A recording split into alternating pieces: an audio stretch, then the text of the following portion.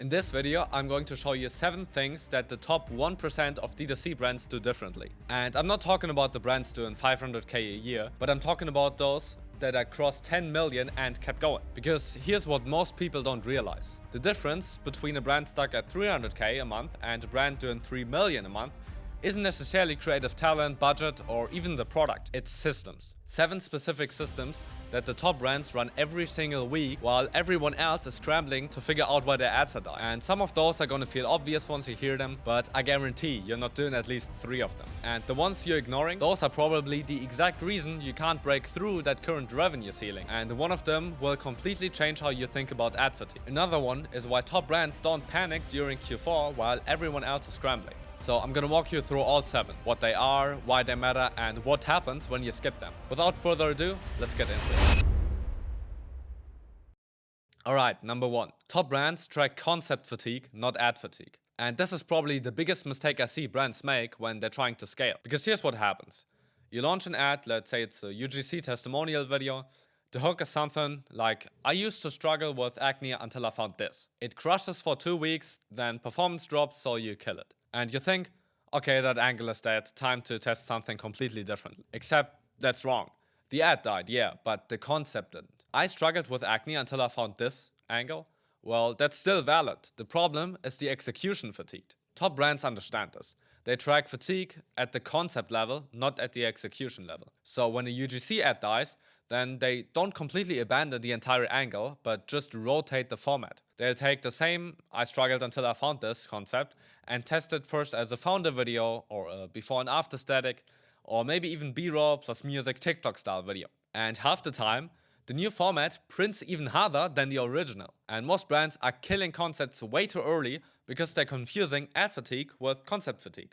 And that's leaving money on the table. But the top 1%, they keep running a list of their best performing concepts and just rotate formats until the actual angle stops working. That's how you get more out of every winning idea instead of constantly starting from scratch. Now, number 2. Top brands build seasonal playbooks from past performance. And this one is huge, especially if you're doing any kind of seasonal promotion. Most brands treat every Q4 like it's their first Q4. They scramble to figure out what creatives to run, what offers to test, and what angles might work during the holidays. And they're basically guessing. But top brands don't guess. They simply review last year's data, they look at what angles worked during Black Friday or what formats performed during Christmas. And then they build playbooks around that and use that as their starting point. So when Q4 rolls around, they're not starting from zero. Obviously, they're not just copying last year's ads word for word, but they're using proven patterns as the foundation instead of just throwing random concepts at the wall and hoping something sticks. Now, this is especially powerful if you run deadline campaigns like Black Friday or product launch,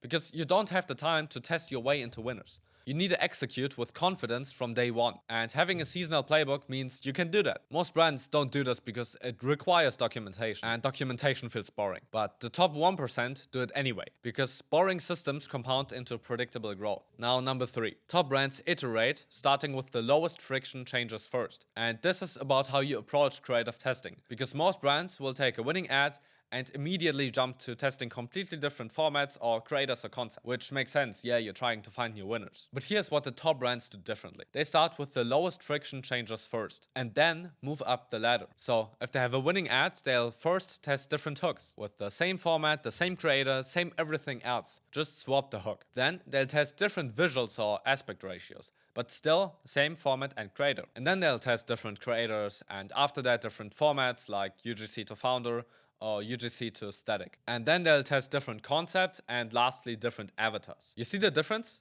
They're isolating variables, testing one change at a time, and they're starting with the easiest, fastest change first. And this approach does 2 things. 1, it's faster. You can test 3 hook variations in the same time it takes to produce one completely new ad from scratch. 2, it gives you better data, because when you change everything at once, you don't know what actually made the difference. But when you isolate variables, you learn what's working and what's not. So when top brands find a winner, they squeeze every drop of performance out of it by systematically iterating through the hierarchy. Lowest friction changes first, and bigger swings later. Most brands skip this because it feels slow, but it's actually the fastest path to constant winners. Number 4. Top brands diagnose their winning ads. And this ties into what we just talked about with iterations. When most brands get a winning ad, they celebrate for about 5 minutes, and then they're just trying to find the next winner.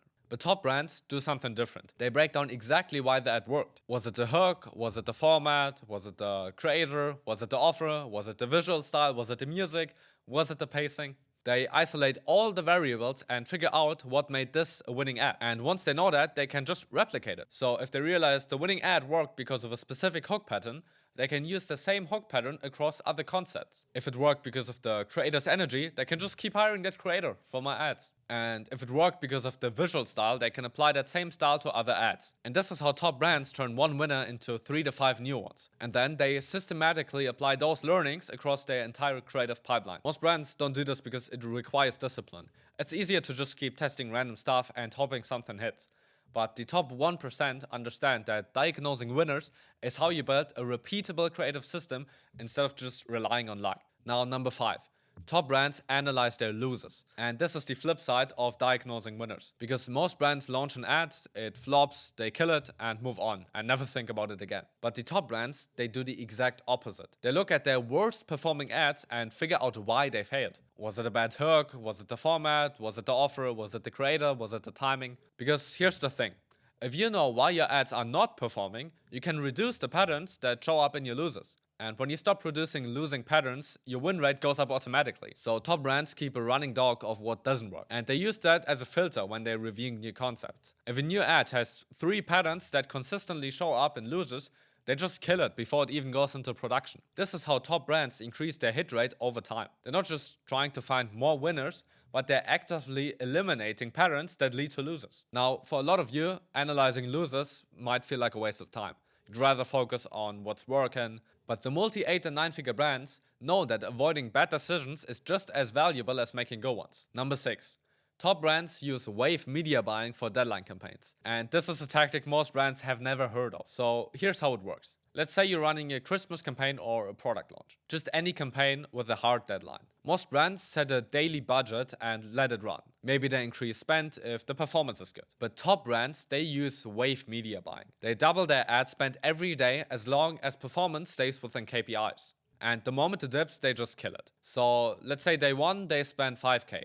And the performance is good. Day number 2, they spend 10K and it's still good. On day 3, they are at 20K spend and it's still hitting the targets. Now day 4 with 40K, and then on day 5, ROAS drops below their threshold. So they immediately cut spend. Now this approach lets them maximize short-term profits during high-intent windows without burning cash when performance drops. And it works because deadline campaigns have natural urgency built in. People are already primed to buy. So you can just push spend harder than you normally would. But here's the key. This only works for deadline campaigns like Black Friday, Christmas, product launches or flash sales. You do not use this on evergreen campaigns because evergreen needs stability and long-term sustainability. Wave media buying is about squeezing every dollar out of a short window. It requires active media buying. You're watching the account actively and make fast decisions. Now, I know it's a lot of work and most brands would rather set a budget and just let it ride. But the top 1% know that during high-stake campaigns, aggressive spending with tight controls is how you maximize revenue. And number 7, top brands experiment with AI tools. Look, I know everyone's talking about AI right now, and some of it is just more hype on X or Twitter than actually useful stuff. But here's the reality.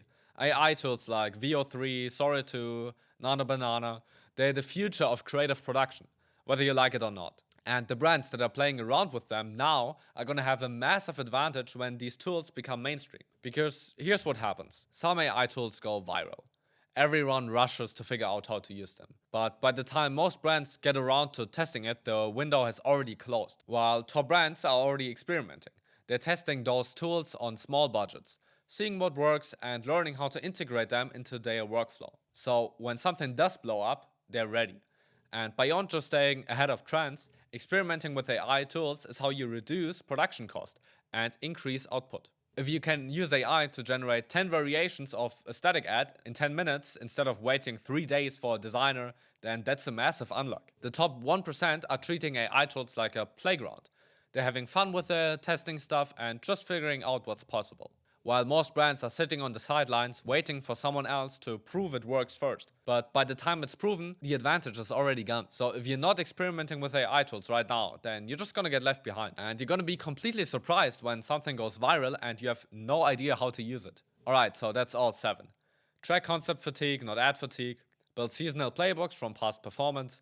Iterate, starting with the lowest friction changes first. Diagnose your winning ads so you can replicate them. Analyze your losers so you stop producing bad patterns. Use wave media buying on deadline campaigns to maximize short-term profit.